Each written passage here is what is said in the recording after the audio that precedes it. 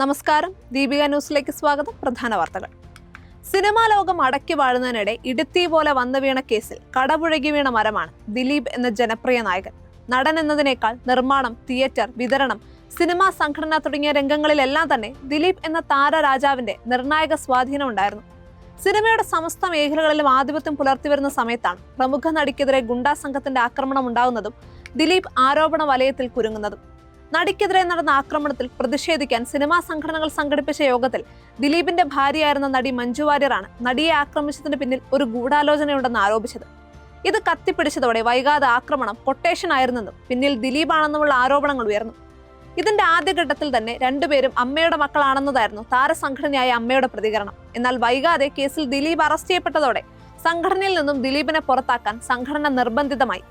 സിനിമയിലെ ചില യുവതാരങ്ങളുടെ നേതൃത്വത്തിൽ ദിലീപിനെതിരെ ശക്തമായ നിലപാട് സംഘടനയ്ക്കുള്ളിൽ എടുത്തിരുന്നു. സിനിമയിലെ സ്ത്രീകളുടെ അവകാശങ്ങൾ സംരക്ഷിക്കപ്പെടാനും ആക്രമിക്കപ്പെട്ട നടിയെ പിന്തുണയ്ക്കാനുമായി അമ്മയ്ക്ക് പുറത്ത് വിമൺ ഇൻ സിനിമ കളക്റ്റീവ് എന്ന സംഘടന നിലവിൽ വന്നു. കേസിൽ അറസ്റ്റ് ചെയ്യപ്പെട്ട് 90 ദിവസത്തോളമാണ് ദിലീപ് ജയിലിൽ കഴിയേണ്ടി വന്നത്. ഇതോടെ ദിലീപ് കരാറായിരുന്ന പല പ്രൊജക്ടുകളും മുടങ്ങി. സിനിമാ രംഗത്ത് തന്നെ വലിയ പ്രതിസന്ധിയാണ് ദിലീപിന്റെ അറസ്റ്റും ജയിൽവാസവും സൃഷ്ടിച്ചത്. ജാമ്യം കിട്ടി പുറത്തു വന്നെങ്കിലും കേസിന്റെ വിചാരണയും നിയമപ്രശ്നങ്ങളും മൂലം പഴയ പ്രതാപത്തോടെ സിനിമയിൽ തിരിച്ചെത്താൻ ദിലീപിന് കഴിഞ്ഞിരുന്നില്ല. ഇടയ്ക്ക് ചില ചിത്രങ്ങൾ ചെയ്തതൊഴിച്ചാൽ കഴിഞ്ഞ 9 വർഷത്തിനിടയിൽ പലപ്പോഴും സിനിമാ വേദികളിൽ നിന്ന് അകറ്റപ്പെട്ട അവസ്ഥയിലായിരുന്നു ദിലീപ്. ഒറ്റപ്പെട്ട അവസ്ഥയിലും ഒളിഞ്ഞും തെളിഞ്ഞും ദിലീപിനൊപ്പം നിന്ന കുറെ താരങ്ങളും ഉണ്ടായിരുന്നു. ദിലീപുമായി അടുപ്പം പുലർത്തിയതിന്റെ പേരിൽ നാദൃശ്യയും ധർമ്മജൻ ബോൾഗാട്ടിയും ഒക്കെ വിമർശനം നേരിട്ടു. വിചാരണ കോടതി കുറ്റവിമുക്തനാക്കിയതോടെ ദിലീപിനെ അമ്മയിൽ തിരിച്ചെടുക്കുമോ എന്ന ചോദ്യമാണ് ഏറ്റവും പ്രസക്തം. ദിലീപിനെ ഉടൻ തിരിച്ചെടുക്കുമെന്ന് പ്രൊഡ്യൂസേഴ്സ് അസോസിയേഷൻ ഇതിനകം പ്രഖ്യാപിച്ചു കഴിഞ്ഞു. സംഘടനകളെ നിയന്ത്രിക്കുക വരെ ചെയ്തിരുന്ന ദിലീപ് സംഘടനകളിലേക്കും സിനിമയിലേക്കും തിരികെ വരുമ്പോൾ ആഹ്ലാദിക്കുന്നവരെ പോലെ ആശങ്കപ്പെടുന്നവരുമുണ്ട്. തന്റെ പഴയ പ്രതാപം തിരിച്ചുപിടിക്കാൻ ദിലീപും അദ്ദേഹവുമായി ബന്ധപ്പെട്ട കേന്ദ്രങ്ങളും ഇറങ്ങിത്തിരിച്ചാൽ എന്ത് സംഭവിക്കുമെന്ന ആകാംക്ഷ സിനിമാ വൃത്തങ്ങളിൽ ശക്തമാണ്. നടിയെ ആക്രമിച്ച കേസിൽ കുറ്റക്കാരെന്ന് കണ്ടെത്തി 6 പ്രതികൾക്കുള്ള ശിക്ഷ ഈ മാസം 12-ന് വിധിക്കും. 1-ാം പ്രതി സുനിൽ NS എന്ന പൾസർ സുനി, 2-ാം പ്രതി മാർട്ടിൻ ആന്റണി, 3-ാം പ്രതി B മണികണ്ഠൻ, 4-ാം പ്രതി VP വിജീഷ്, 5-ാം പ്രതി H സലീം എന്ന വടിവാൾ സലീം, 6-ാം പ്രതി പ്രദീപ് എന്നിവരെയാണ് കോടതി കുറ്റക്കാരെന്ന് കണ്ടെത്തിയത്. കുറ്റക്കാരെന്ന് കോടതി വിധിച്ച പ്രതികളുടെ ജാമ്യം കോടതി റദ്ദാക്കി. 7-ാം പ്രതി ചാർലി തോമസ്, 9-ാം പ്രതി സനിൽ കുമാർ, 10-ാം പ്രതി ശരത് G നായർ എന്നിവരെയാണ് 8-ാം പ്രതി ദിലീപിനൊപ്പം കോടതി വെറുതെ വിട്ടത്. 1-ാം പ്രതി പൾസർ സുനി ഉൾപ്പെടെ 10 പ്രതികളാണ് രാജ്യം മുഴുവൻ ശ്രദ്ധിക്കപ്പെട്ട കേസിലുണ്ടായിരുന്നത്. നടി ആക്രമണ കേസിൽ യഥാർത്ഥ ഗൂഢാലോചന നടന്നത് തനിക്കെതിരെയാണെന്ന് നടൻ ദിലീപ്. തന്റെ കരിയറും ജീവിതവും നശിപ്പിക്കാൻ വലിയ ശ്രമം നടന്നുവെന്നും എറണാകുളം പ്രിൻസിപ്പൽ സെഷൻസ് കോടതിയുടെ വിധി കേട്ട ശേഷം പുറത്തെത്തിയ ദിലീപ് പ്രതികരിച്ചു. കേസിൽ ക്രിമിനൽ ഗൂഢാലോചന നടന്നെന്ന് മഞ്ജു ആദ്യം പറഞ്ഞതിനു ശേഷമാണ് തനിക്കെതിരെ ഗൂഢാലോചന ആരംഭിച്ചത്. തുടർന്ന് മുഖ്യപ്രതിയെയും കൂട്ടുപ്രതികളെയും കൂട്ടുപിടിച്ച് ഉന്നത പോലീസ് സംഘം തനിക്കെതിരെ കള്ളക്കേസ് മെനയുകയായിരുന്നു. ചില മാധ്യമങ്ങളും ഇതിന് കൂട്ടുനിന്നു. എല്ലാ കള്ളക്കഥകളും കോടതിയിൽ തകർന്നുവെന്നും താരം കൂട്ടിച്ചേർത്തു. നടിയെ ആക്രമിച്ച കേസിൽ 8-ാം പ്രതിയായ നടൻ ദിലീപിനെ വെറുതെ വിട്ട സംഭവത്തിൽ പ്രതികരിച്ച് താരസംഘടനയായ അമ്മ, നിയമം നീതിയുടെ വഴിക്ക് നീങ്ങട്ടെ, അമ്മ കോടതിയെ ബഹുമാനിക്കുന്നുവെന്നാണ് സംഘടനയുടെ ഫേസ്ബുക്ക് പേജിൽ പങ്കുവച്ചിരിക്കുന്നത്. നടി ആക്രമിക്കപ്പെട്ട സംഭവത്തിന് പിന്നാലെ ദിലീപിനെ അമ്മയിൽ നിന്ന് പുറത്താക്കിയിരുന്നു. നടിയെ ആക്രമിച്ച കേസിൽ കുറ്റവിമുക്തനാക്കിയതിന് പിന്നാലെ നടൻ ദിലീപിനെ പ്രൊഡ്യൂസേഴ്സ് അസോസിയേഷനിലേക്ക് തിരിച്ചെടുക്കുമെന്ന് producers association president B Ragesh. സംഘടനാ യോഗത്തിനു ശേഷം കൂടുതൽ തീരുമാനമുണ്ടാകും, നടപടികൾ വേഗത്തിലുണ്ടാകും. കോടതി കുറ്റവിമുക്തനാക്കിയ സാഹചര്യത്തിൽ മറ്റൊന്ന് ആലോചിക്കാനില്ലല്ലോ. ദിലീപിനെ കുറ്റവിമുക്തനാക്കിയതിൽ സന്തോഷമുണ്ട്. ദിലീപ് കുറ്റം ചെയ്തിട്ടില്ലെന്ന് നേരത്തെ തന്നെ ബോധ്യമുണ്ടായിരുന്നു. എല്ലാ സംഘടനകളും പുറത്താക്കിയ കൂട്ടത്തിലാണ് പ്രൊഡ്യൂസേഴ്സ് അസോസിയേഷൻ ആദ്യഘട്ടത്തിൽ പുറത്താക്കൽ നടപടി സ്വീകരിച്ചത്. നടി ആക്രമിക്കപ്പെട്ട കേസിൽ ഗൂഢാലോചന നടത്തിയത് ആരാണെന്ന് എല്ലാവർക്കും അറിയാവുന്ന കാര്യമാണെന്ന് CPM സംസ്ഥാന സെക്രട്ടറി MV ഗോവിന്ദൻ. അതിജീവിതയ്ക്കൊപ്പമാണ് സർക്കാർ. നീതി കിട്ടാൻ ഏതറ്റം വരെയും പോകാൻ തയ്യാറാണെന്നാണ് CPM നിലപാട്. ഗൂഢാലോചന തെളിയിക്കപ്പെടണമെന്നാണ് കേരള സമൂഹം ആഗ്രഹിക്കുന്നതെന്നും MV ഗോവിന്ദൻ പറഞ്ഞു. അതേസമയം കേസിൽ സർക്കാർ ഇരയ്ക്കൊപ്പമാണെന്ന് മന്ത്രി സജി ചെറിയാനും പ്രതികരിച്ചു. അതേസമയം പ്രോസിക്യൂഷന് പരാജയം സംഭവിച്ചിട്ടുണ്ടോ എന്ന കാര്യത്തിൽ ഇപ്പോൾ മറുപടി പറയുന്നില്ലെന്നായിരുന്നു പ്രതിപക്ഷ നേതാവ് VD സതീശന്റെ പ്രതികരണം.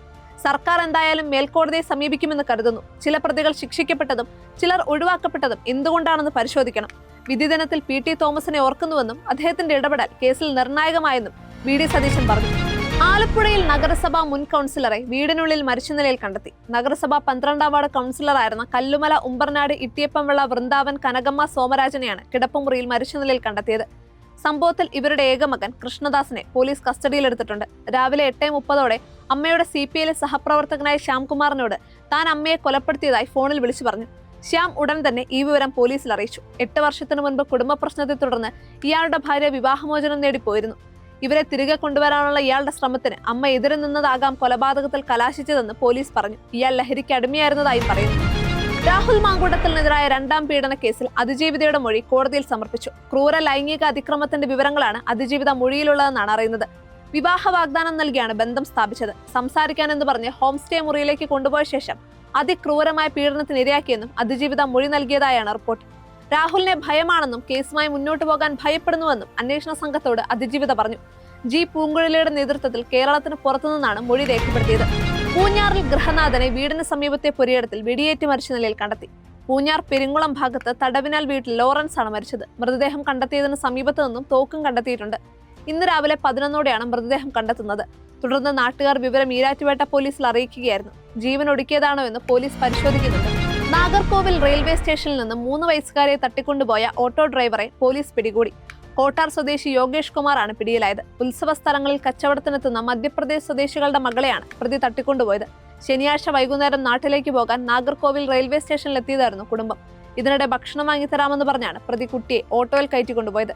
രക്ഷിതാക്കളുടെ പരാതിയിൽ ജില്ലാ പോലീസ് മേധാവി സ്റ്റാലിന്റെ നേതൃത്വത്തിലുള്ള പ്രത്യേക സംഘം പ്രദേശത്തെ CCTV-കൾ പരിശോധിച്ചതോടെ പ്രതി കുട്ടിയുമായി ഓട്ടോയിൽ പോകുന്നത് കണ്ടെത്തുകയായിരുന്നു. സംസ്ഥാനത്ത് ചൊവ്വാഴ്ചയും 11-മായി തദ്ദേശ സ്ഥാപന തെരഞ്ഞെടുപ്പ് നടക്കുമ്പോൾ ശബരിമലയിൽ ഡ്യൂട്ടിക്കായി നിയോഗിക്കപ്പെട്ടിരിക്കുന്ന പോലീസുകാരടക്കം വിവിധ വകുപ്പുകളിലെ ഉദ്യോഗസ്ഥരുടെ വോട്ട് നഷ്ടപ്പെടും. ദേവസ്വം, പോലീസ്, KSRTC, ആരോഗ്യം, ബാങ്ക്, മരാമത്ത്, ടെലികമ്മ്യൂണിക്കേഷൻസ്, ഫയർഫോഴ്സ്, ജല അതോറിറ്റി തുടങ്ങിയ വകുപ്പുകളുടെ സ്ഥിരം ജീവനക്കാരുടെയും താൽക്കാലിക ജോലികൾക്കായി നിയോഗിക്കപ്പെട്ടിരിക്കുന്നവരുടെയും വോട്ടുകളാണ് നഷ്ടമാവുന്നത്. ഏകദേശം 7000-ഓളം പേർക്ക് വോട്ട് ചെയ്യാനാകില്ലെന്നാണ് പ്രാഥമിക കണക്ക്. ഇത്രയധികം ആളുകളുടെ വോട്ടവകാശം നിഷേധിക്കപ്പെടുന്ന വിഷയം സംസ്ഥാന തെരഞ്ഞെടുപ്പ് കമ്മീഷന്റെ ശ്രദ്ധയിൽപ്പെടുത്തിയിരുന്നതായി പത്തനംതിട്ട ജില്ലാ കളക്ടർ S. പ്രേംകൃഷ്ണൻ പറഞ്ഞു. എന്നാൽ തെരഞ്ഞെടുപ്പ് ഡ്യൂട്ടിക്ക് നിയോഗിക്കപ്പെട്ടിരിക്കുന്നവർക്ക് മാത്രമേ തപാൽ വോട്ട് ചെയ്യാൻ അനുമതിയുള്ളൂ എന്നാണ് കമ്മീഷൻ അറിയിച്ചത്. ഇക്കാരണത്താൽ പോലീസുകാരടക്കമുള്ളവർക്ക് തപാൽ വോട്ടിന് അനുമതി നൽകാനാകില്ല. മഹാരാഷ്ട്രയിൽ കാർ കൊക്കയിലേക്ക് മറിഞ്ഞ് 6 പേർ മരിച്ചു. നാസിക്കിലെ കൽവാൻ താലൂക്കിൽ സപ്തശ്രിംഗ് ഗർഗട്ടിൽ ഞായറാഴ്ചയായിരുന്നു സംഭവം. മരിച്ച 6 പേരും നിഫ താലൂക്കിലെ പിമ്പൽഗാവ് ബസന്തിൽ നിന്നുള്ളവരാണെന്നും ഉദ്യോഗസ്ഥർ കൂട്ടിച്ചേർത്തു. 7 പേരാണ് കാറിലുണ്ടായിരുന്നത്. വിമാനയാത്രക്കിടെ ഉണ്ടായ ഹൃദയാഘാതത്തെ തുടർന്ന് യാത്രക്കാരൻ മരിച്ചു. ഗ്രാൻഡ് കാനറിയിൽ നിന്ന് ഹാംബുർഗിലേക്കുള്ള യൂറോവിങ്സ് 320 വിമാനത്തിൽ വെച്ചാണ് യാത്രക്കാരന് ഹൃദയാഘാതമുണ്ടായത്. തുടർന്ന് ബിൽബാവോയിൽ വിമാനം അടിയന്തര ലാൻഡിംഗ് നടത്തിയെങ്കിലും യാത്രക്കാരനെ രക്ഷപ്പെടുത്താനായില്ല.